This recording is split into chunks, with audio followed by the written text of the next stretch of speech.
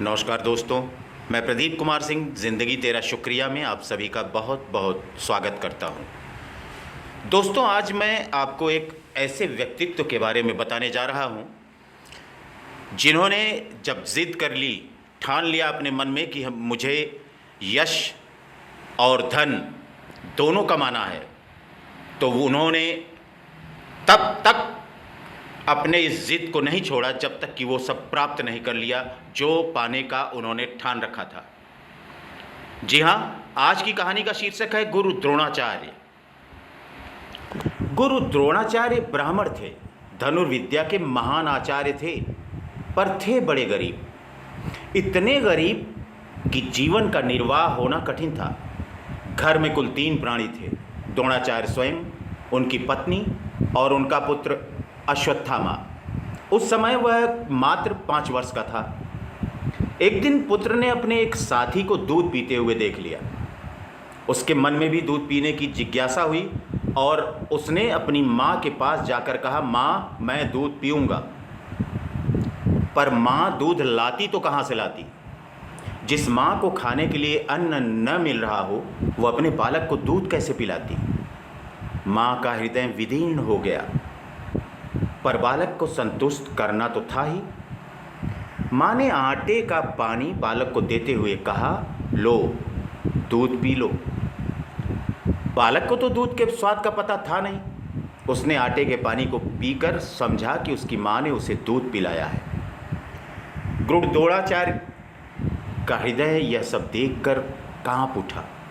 उन्होंने प्रतिज्ञा की कि या तो धन और यश पैदा करके लौटूंगा या फिर मर जाऊंगा। गुरु द्रोणाचार्य मन ही मन सोचने लगे, क्या करना चाहिए? धन और यश के लिए किस ओर जाना चाहिए? द्रोणाचार्य को पांचाल नरेश द्रुपद याद आए। विद्यार्थी जीवन में द्रुपद और उन्होंने एक ही गुरुकुल में शिक्षा प्राप्त की थी। द्रोणाचार्य आशाओं के रथ पर सवार होकर पांचाल देश की राजधानी की ओर चल पड़े। मार्ग में बड़े बड़े कष्ट उठाए, पर धन मिलने की आशा में वह कष्ट भी उन्हें सुखदायी मालूम हुए। कई दिनों तक बराबर पैदल चलने के पश्चात द्रोणाचार्य पांचाल की राजधानी में पहुंचे। उन्होंने सोचा था कि राजधानी में पहुंचते ही राजा द्रुपद से भेंट हो जाएगी। वह उनका स्वागत करेंगे, उन्हें बड़े आदर से ठहराएंगे और उनकी सहायता करेंगे। किंतु उन्हें क्या पता था कि राजा द्रुपद अब गुरुकुल के विद्यार्थी नहीं हैं। अब वह एक बड़े राज्य के नृपति हैं। सिपाहियों, सैनिकों और मंत्रियों से घिरे रहते हैं। दूसरों की तो बात ही क्या, अपने लोगों से भी उनकी भेंट बड़ी कठिनाई से हो पाती थी। कई दिनों तक प्रयास करने के पश्चात द्रोणाचार्य द्रुपद के सामने जा पाए, किंतु द्रुपद ने तो उन्हें देखते ही मुंह फेर लिया। सहायता करने की कौन कहे, उन्होंने तो उन्हें पहचानने से भी इनकार कर दिया। द्रोणाचार्य का मन मानस जैसे मत्स्य सा गया। उनके मन में जगत से ही नहीं, मानव मात्र से घृणा उत्पन्न हो गई। उन्होंने निश्चय किया, अब वह सन्यासी हो जाएंगे और वन की गोद में बैठकर अपना जीवन व्यतीत करेंगे। द्रोणाचार्य सन्यासी बनने के उद्देश्य से पैदल ही हरिद्वार की ओर चल पड़े। संध्या के पूर्व का समय था। थके हारे द्रोणाचार्य हस्तिनापुर में एक कुएं के पास जा पहुँचे। वह कुएं के पास ही रात्रि व्यतीत करना चाहते थे, पर वहां पांडव और कौरव राजकुमारों को देखकर विस्मित हो गए। यद्यपि वह उन्हें पहचानते नहीं थे, पर उनके रंग ढंग और उनके वार्तालाप से उन्होंने ये जान लिया कि यह पांडव और कौरव राजकुमार हैं। पांडव और कौरव राजकुमार कुएं के पास गेंद खेल रहे थे। उनकी गेंद कुएं में जा गिरी थी। वे अपनी गेंद कुएं से बाहर निकालने के लिए बड़ी कोशिश कर रहे थे, किंतु निकाल नहीं पा रहे थे। द्रोणाचार्य राजकुमारों की व्याकुलता का कारण जानकर द्रवित हो उठे। उन्होंने राजकुमारों से कहा, तुम लोग चिंता मत करो, मैं अभी तुम्हारी गेंद कुएं से बाहर निकाल देता हूँ। द्रोणाचार्य धनुर्विद्या के महान पंडित, दूसरे विद्वान ब्राह्मण तो अपने पास शास्त्र रखते थे, पर द्रोणाचार्य अपने पास धनुष बाण रखते थे। वह जहाँ भी जाते धनुष बाण लिए रहते थे। द्रोणाचार्य ने कुएं के मुख पर खड़े होकर भीतर गिरी हुई गेंद को लक्ष्य करके एक बाण चलाया।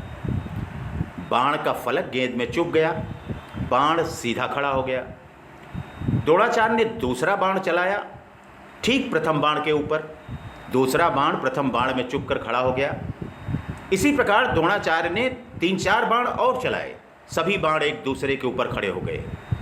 अंतिम बाण द्रोणाचार्य के हाथ में था। उन्होंने उसे खींचकर सभी बाणों के साथ गेंद बाहर निकाल ली। गेंद पाकर राजकुमारों का मन प्रसन्नता से खिल उठा। साथ ही वे द्रोणाचार्य की धनुर्विद्या और उनके चातुर्य पर विमुग्ध हो उठे। वे उन्हें देवव्रत के पास ले गए, क्योंकि उन दिनों देवव्रत ही उनकी देखरेख किया करते थे। राजकुमारों ने देवव्रत से द्रोणाचार्य की धनुर्विद्या की बड़ी प्रशंसा की। स्वयं देवव्रत भी द्रोणाचार्य से वार्तालाप करके बड़े प्रसन्न हुए। उन्होंने राजकुमारों को धनुर्विद्या सिखाने के लिए द्रोणाचार्य को गुरुपद पर प्रतिष्ठित कर दिया। द्रोणाचार्य का अभीष्ट पूर्ण हो गया। उन्हें गुरुपद पर रहते हुए धन तो मिला ही, बहुत बड़ा यश भी मिला। मनुष्य का भाग्य जब चमकता है तो इसी प्रकार चमकता है। पुत्र को दूध के स्थान पर आटे का पानी पिलाने वाले द्रोणाचार्य पांडवों और कौरवों के पूज्य बन गए। जीवन का मतलब ही है क्रमिक विकास। प्रत्येक जीवन किसी न किसी प्रकार का क्रमिक विकास है। यहाँ तक कि असफलताओं और संघर्षों से भरा जीवन भी हमें बहुत कुछ सिखाता है और भावी विकास की ओर ले जाता है। तो दोस्तों, आज की कहानी में बस इतना ही। आप निश्चित रूप से समझ गए होंगे कि इस कहानी के ज़रिए मैं कौन सा संदेश आप तक पहुंचाना चाह रहा था। यदि आप सभी को ये कहानी पसंद आई हो तो प्लीज़ आप सभी मेरे इस प्यारे से चैनल ज़िंदगी तेरा शुक्रिया 7 को लाइक करें, सब्सक्राइब करें और शेयर करें। आप सभी अपना और अपने परिवार के लोगों का बहुत बहुत ख्याल रखें। अपना प्यार, अपना आशीर्वाद मुझ पर और मेरे इस प्यारे से चैनल पर सदैव बनाए रखें। आप सभी का बहुत बहुत शुक्रिया, बहुत बहुत धन्यवाद।